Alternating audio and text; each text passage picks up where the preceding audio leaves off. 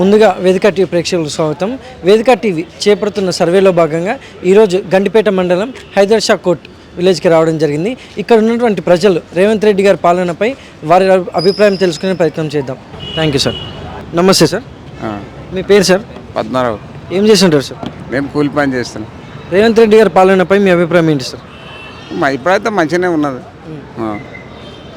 మంచిగానే చేస్తున్నాడు, మంచిగానే ఉన్నది.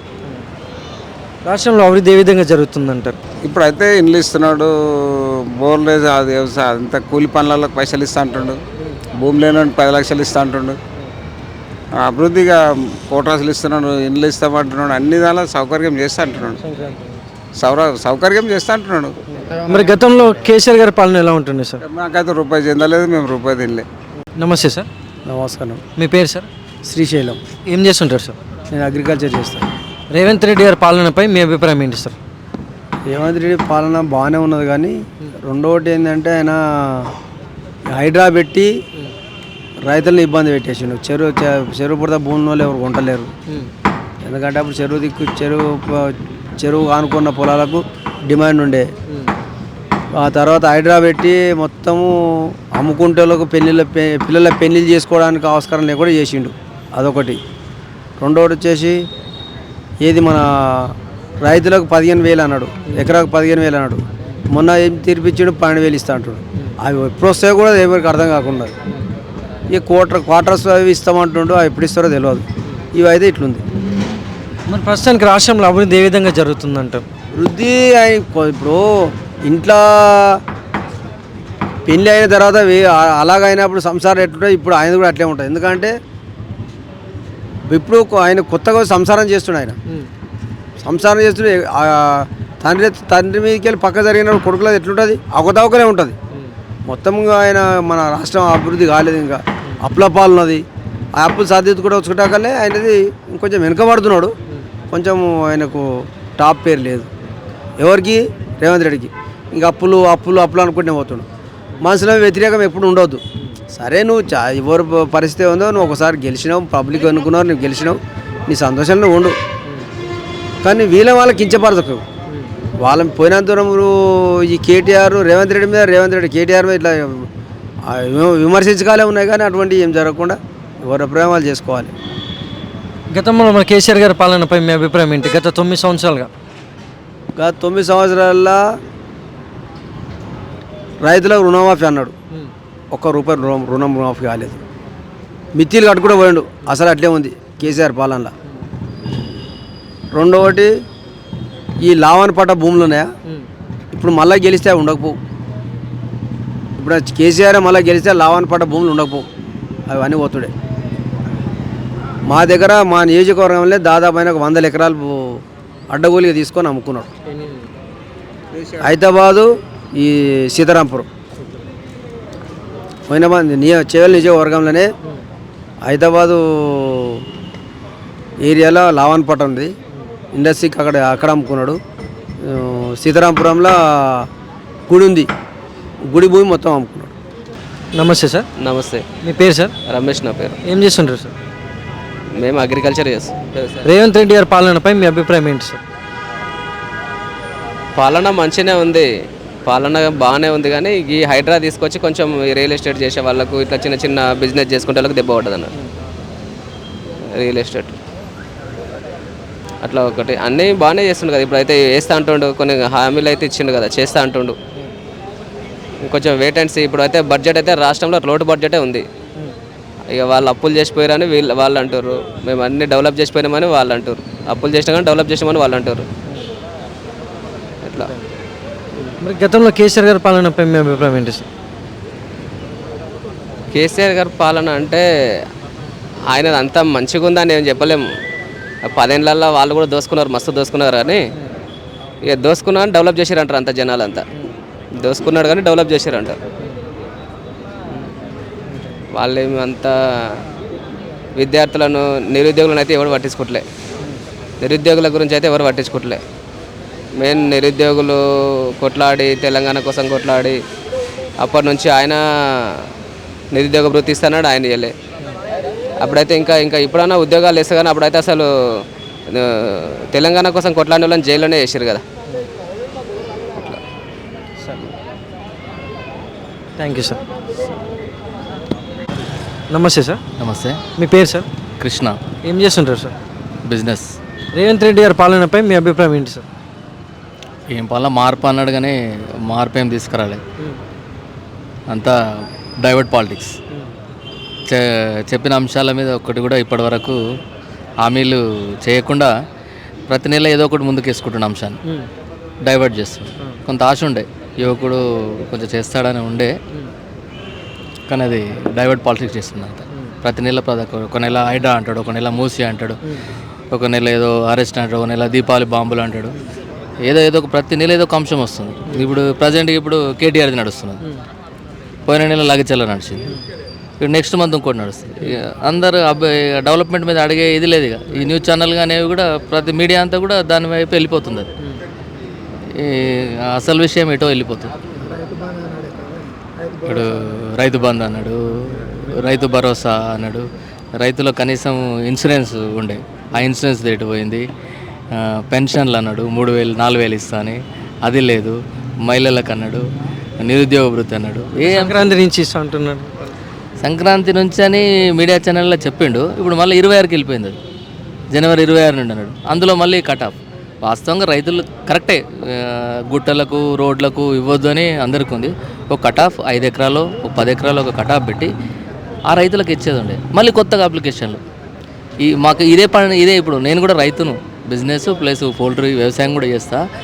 ఇప్పుడు జీరాక్స్ సెంటర్లకు ఈ అప్లికేషన్లు వీటికే తిరగాలి మేము. మళ్ళీ ఇప్పుడు అప్లికేషన్ అంట. ఇప్పుడు సెంట్రల్ గవర్నమెంట్ ఇస్తుంది కిసాన్ సమ్మాన్ నిధి, దాంతోపాటు ఎంతమందికి ఉందో అంతమందికి అకౌంట్లు వేసేయచ్చు డైరెక్ట్. మళ్ళీ అప్లికేషన్ ఏంది, అప్లికేషన్ 6 నెలలు పడుతుంది. మళ్ళీ ఇప్పుడు అప్లికేషన్ ఏమంటాడు, మళ్ళీ ఇప్పుడు నెక్స్ట్ నెల ఏమంటాడు, పరిశీలించబడుతున్నాయి అప్లికేషన్లు. పరిశీలించిన తర్వాత మళ్ళీ అది ఫిబ్రవరికో మార్చుకో ఎప్పటికో వెళ్ళిపోతుంది. ఇప్పుడు 1 సంవత్సరం అయితే మాకు రాలేదు కదా రైతు బంధు, అది బాకే. ఇంకో సంవత్సరం గడిపేస్తాడు, అంతే కదా. ఇదంతా డైవర్ట్ పాలిటిక్స్. ఏది చేస్తా అన్నది చేయకుండా కేసీఆర్ ఏమో అహంకారంతో ఓడిపోయాడు, ఈయననేమో చేయకుండా ఇది అవుతున్నాడు. ప్రజలు ఆల్టర్నేట్గా వేరే పార్టీని చూసుకుంటారు. ఇట్లా చేస్తే ఇంకో కొత్త పార్టీని చూసుకుంటారు. నమస్తే సార్. నమస్తే. మీ పేరు సార్? మల్లేష్. ఏం చేస్తుంటారు sir? Real estate. Revanth Reddy గారి పాలనపై మీ అభిప్రాయం ఏంటి సార్? చెప్పలేము, 1 year అవుతుంది కదా, మేబీ ఉంటే ముందు ఉండొచ్చు అంతే. దానికన్నా ఎక్కువ మార్కెట్ అయితే చాలా డల్ ఉంది. గతంలో కేసీఆర్ గారి పాలనపై మీ అభిప్రాయం ఏంటి సార్? కొద్దిగా భూమి ఉన్నప్పుడు రియల్ ఎస్టేట్ అనేది నడిచింది. రియల్ ఎస్టేట్ లేదు ఇప్పుడు. ఏ డిపార్ట్మెంట్ అయినా, ఏ స్ట్రక్చర్ అయినా కూడా రియల్ ఎస్టేట్ మీద ఆధారపడి ఉంటుంది. రియల్ ఎస్టేట్ లేనప్పుడు ఏ ఫీల్డ్ కూడా నడవదు, ఏదైనా వేస్ట్. రియల్ ఎస్టేట్ లేవాలి. ఫస్ట్ ఆఫ్ ఆల్ ఏంటంటే ప్రజలకు చేసే పాలన చేసుకుంటూ దీన్ని పైకి లేవడితే వ్యవస్థ ప్రతిదీ బాగుపడుతుంది. రియల్ ఎస్టేట్ లేవనంత వరకు అయితే ఏ స్ట్రక్చర్ కానీ ఏ మూమెంట్ కానీ రాదు.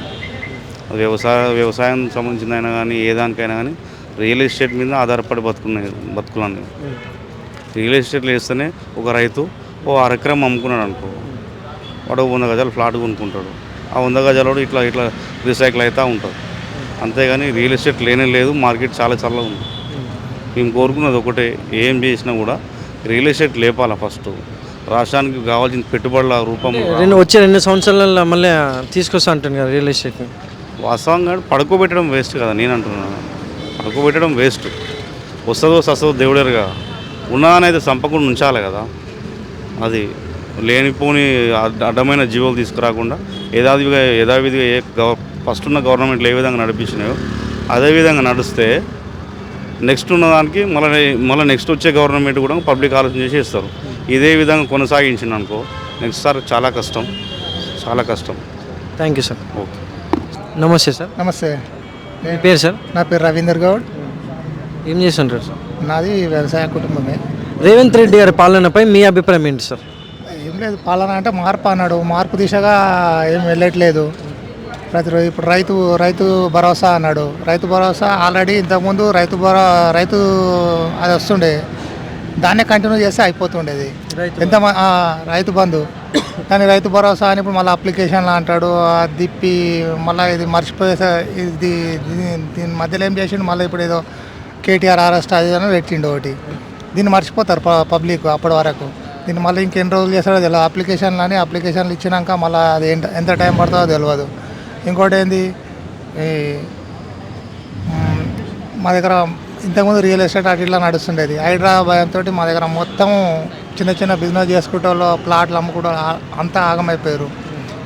చిన్నగా ఇప్పుడు చిన్న బిజినెస్ ఉంటారుగా, బావులు అక్కడికి పని చేసుకొని వచ్చిన వాళ్ళు మధ్యాహ్నం ఉన్న 50 లక్షలు తీసుకొని అగ్రిమెంట్లో ఏదో చేసుకుంటారు. అంతా ఆగమైపోయారు. అగ్రిమెంట్లు చేసుకున్న వాళ్ళు అంతా వాళ్ళు రిజిస్ట్రేషన్లు చేసుకోలేక కొనాలంటే కొనేటోళ్ళు రావట్లేదు. ఇప్పుడు భయపడిపోతారు. అట్లా మేమంతా జర బ్యాక్వర్డ్ అయిపోయినట్టే కనబడుతుంది మా పరిస్థితి. అట్లా అయిపోయింది. డెవలప్మెంట్ అంటే డెవలప్మెంట్ ఏం లేకుండా అయిపోయింది మా దగ్గర. మా ఏరియా అయితే ఫస్ట్ 311లో ఉంది. ఇది ఇంతకుముందు అంతో ఇంత నడుస్తుంటే ఈ భయానికి మొత్తం ఎవరు రాకుండా అయిపోయారు. ఎవరైనా ఇప్పుడు మా ఎట్లుంటాయంటే మధ్యతరగతి కుటుంబాలు ఎవరైనా పెళ్ళి దానికి అంటే ఉన్న కాడికి 2 గుంటలు 3 గుంటలు అమ్ముకుందామని ఉంటుంది. అది కూడా లేకుండా అయిపోయింది. ఆ భయం చాలా ఎక్కువ అయిపోయింది. పెళ్ళిళ్ళు చేయాలన్నా చాలా ఇబ్బందికర పరిస్థితులు వచ్చినాయి మా దగ్గర. మరి గతంలో కేసీఆర్ గారి పాలన ఎలా ఉంటుంది సార్? కేసీఆర్ పాలన ఉందా అంటే అప్పుడు రైతులకు పెద్ద ఇలాంటివి ఏం పట్టించుకోలేదు. వస్తుండే రైతు బంధు వస్తుండే, తన పంతం చేసుకుంటుండే, కరెంట్ ఉంటుండే, దాని గురించి ఏం ఆలోచన ఉండకుంటుండేది. ఇప్పుడు ఏంటంటే ఆలోచించుకునే పరిస్థితి ఇచ్చిండు నేను. ఎప్పుడు ఉంటుందా, ఎప్పుడు పోతుందా, ఇట్లా అయ్యేసరికి కొంచెం భయాందోళనకు గురవుతారు. అదొక పరిస్థితి బాగా అయిపోయింది. మీ పేరు సార్? నా పేరు నరసింహ. ఏం చేస్తుంటారు సార్? నేను అగ్రికల్చర్ చేస్తాను. రేవంత్ రెడ్డి గారి పాలనపై మీ అభిప్రాయం ఏంటి సార్?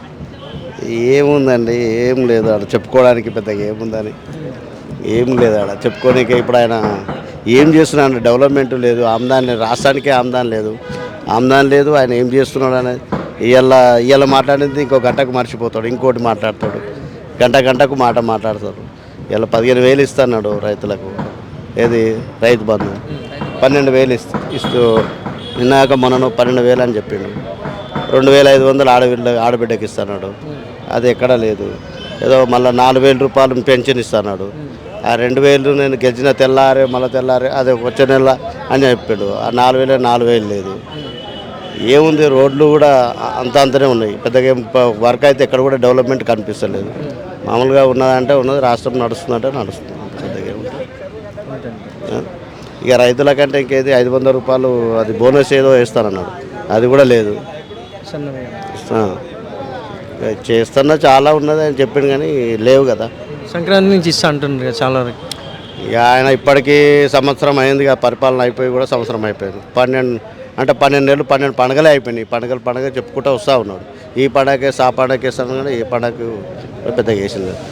సరే పరిస్థితులు ఇక ఏమున్నా ఎట్లున్నా కానీ ఇక్కడైతే వేస్తున్నాడు అనేది ఈరోజు ఖచ్చితంగా పలానా డేటుకు పలానా నెలకి వేస్తాడనేది గ్యారెంటీ అయితే లేదు.